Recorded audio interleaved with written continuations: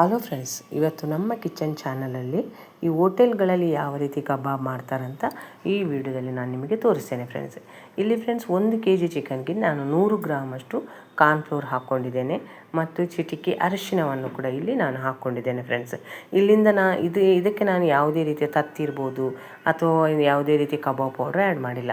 1 ಚಮಚದಷ್ಟು ಕಾಳು ಮೆಣಸು ಪುಡಿ, ಇನ್ನೂ ಒಂದು ಸ್ವಲ್ಪ ಸ್ಪೈಸಿ ಇರಲಿ ಅಂದರೆ ಇನ್ನೂ ಒಂದು ಸ್ವಲ್ಪ ಜಾಸ್ತಿನೇ ಹಾಕ್ಕೋಬೋದು. 1 ಚಮಚದಷ್ಟು ಉಪ್ಪು ಮತ್ತು ನಿಮಗೆ ಖಾರ ನೋಡಿಕೊಂಡು ಅಚ್ಕಾರದ ಪುಡಿ ಹಾಕ್ಕೊರಿ ಫ್ರೆಂಡ್ಸ್. ಇಲ್ಲಿ ನಾನೊಂದು 3ರಿಂದ 4 ಚಮಚದಷ್ಟು ಅಚ್ಕಾರದ ಪುಡಿ ಹಾಕ್ಕೊಂಡಿದ್ದೇನೆ. ಕಡಿಮೆ ಆದರೆ ಆಮೇಲೆ ಅದನ್ನೆಲ್ಲ ಮಿಕ್ಸ್ ಮಾಡಿದ ಮೇಲೆ ಬೇಕಂದರೆ ಹಾಕ್ಕೋಬೋದು ಫ್ರೆಂಡ್ಸ್. ಈಗ ಇದಕ್ಕೆ ನಾನು 1 ಚಮಚದಷ್ಟು ಬೆಳ್ಳುಳ್ಳಿ ಶುಂಠಿ ಪೇಸ್ಟನ್ನು ಕೂಡ ಹಾಕ್ಕೊತೇನೆ. ಈಗ ಇದನ್ನೆಲ್ಲ ಒಂದು ಸಲ ಚೆನ್ನಾಗಿ ಮಿಕ್ಸ್ ಮಾಡ್ಕೊಳ್ಳೋಣ ಫ್ರೆಂಡ್ಸ್. ಇದರ ಜೊತೆಗೇ ನಾನು ಚೆನ್ನಾಗಿ ಮಿಕ್ಸ್ ಮಾಡ್ಕೊತಾನೆ ಇದಕ್ಕೆ ಖಾರ ಏನಾದರೂ ಕಡಿಮೆ ಆದರೆ ಒಂದು ಸ್ವಲ್ಪ ಅಚ್ಕಾರದ ಪುಡಿನ ಸೇರಿಸ್ಕೊಳ್ಳೋಣ. ಆದರೆ ಯಾವತ್ತೂ ನೀವು ಕಬಾಬಿಗೆ ಮಸಾಲ ರೆಡಿ ಮಾಡಬೇಕಂದ್ರೆ ಮಸಾಲ ಒಂದು ಸ್ವಲ್ಪ ಗಟ್ಟಿಯಾಗಿಡಬೇಕು ಫ್ರೆಂಡ್ಸ್. ಅದಕ್ಕೋಸ್ಕರ ಇದನ್ನು ಕರೆಕ್ಟಾಗಿ ನಾನು ಈ ಅಳತೆನ ಹೇಳ್ತಿದ್ದೇನೆ.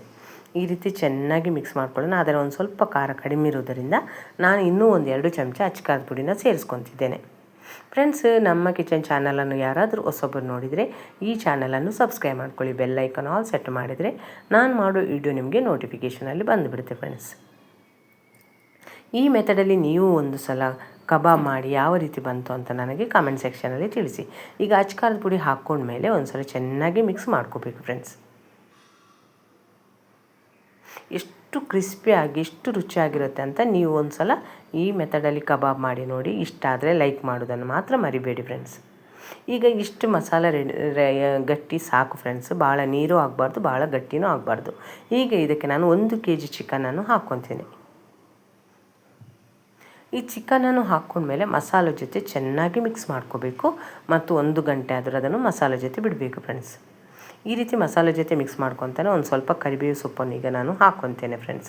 ಈ ವಿಡಿಯೋದಲ್ಲಿ ನೋಡ್ತಿದ್ದೀರಿ ಮಸಾಲೆ ಯಾವ ರೀತಿ ಅದಕ್ಕೆಲ್ಲ ಹಿಡಿದಿದೆ ಅಂತ ಚಿಕನ್ ಪೀಸಿಗೆ.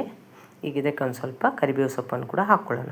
ಕರಿಬೇವು ಸೊಪ್ಪನ್ನು ಹಾಕ್ಕೊಂಡು ಕೂಡಲೇ ಒಂದು ಸಲ ಚೆನ್ನಾಗಿ ಮಿಕ್ಸ್ ಮಾಡಿಕೊಂಡು ಮುಚ್ಚಳ ಮುಚ್ಚಿದನ್ನು 1 ಗಂಟೆ ಬಿಡಬೇಕು ಫ್ರೆಂಡ್ಸ್.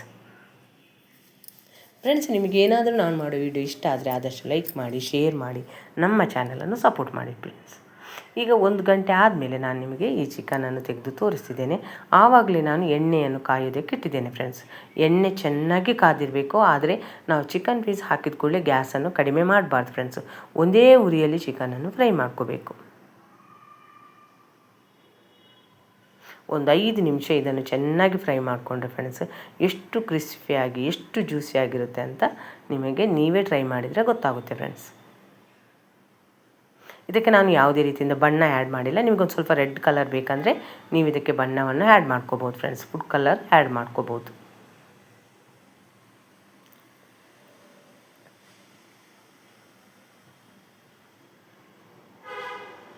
ಇದೇ ರೀತಿ ನಾನು ಎಲ್ಲ ಚಿಕನನ್ನು ಫ್ರೈ ಮಾಡ್ಕೊತಿದ್ದೇನೆ ಫ್ರೆಂಡ್ಸ್. ಈಗ ಕೊನೆಯಲ್ಲಿ 1-2 ಹಸಿಮೆಣಸಿನ್ಕಾಯನ್ನು ನಾನು ಅದೇ ಎಣ್ಣೆಯಲ್ಲಿ ಫ್ರೈ ಮಾಡ್ಕೊತೀನಿ ಫ್ರೆಂಡ್ಸ್.